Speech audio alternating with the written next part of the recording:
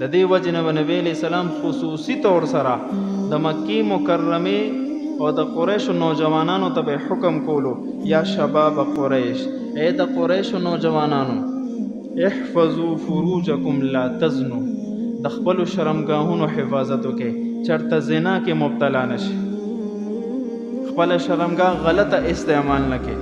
نبی علیہ السلام به نوجوانانو ته خصوصي خطاب فرمایلو، چونکې د ځوانۍ په حالت کې قوت شته، مال شته، صحت شته، په ګناه قدرت شته، نو په ګناه کې انسان ډیر واقع کېدی شي.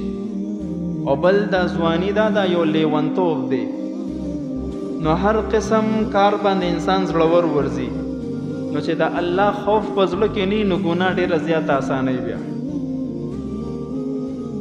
نو نبی علیہ السلام به فرمایل، یا شباب قریش احفظوا فروجکم لا تزنوا، د خپلو شرمګاهونو حفاظت وکړئ، چرته زنا ونه کړئ.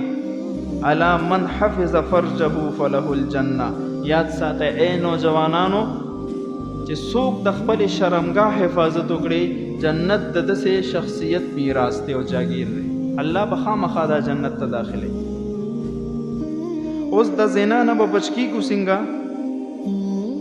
زنا یو بات کې مرحله ده، د دې زنا نه مخکې چند مرحله په انسان باندې راځي، فوراً ډایرک انسان زنا کې نه مبتلا کیږي.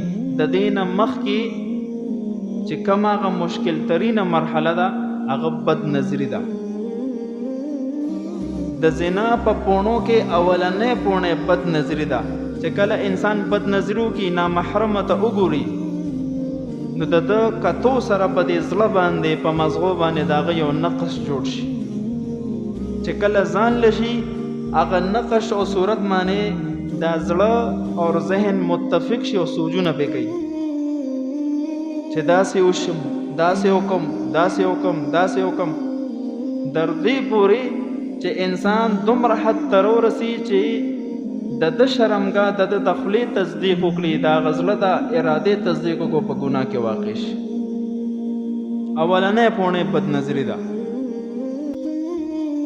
د روم بادشاہ هرقل نه هغه وخت کې ابو سفیان رضی الله عنه لا ایمان نو راوړي،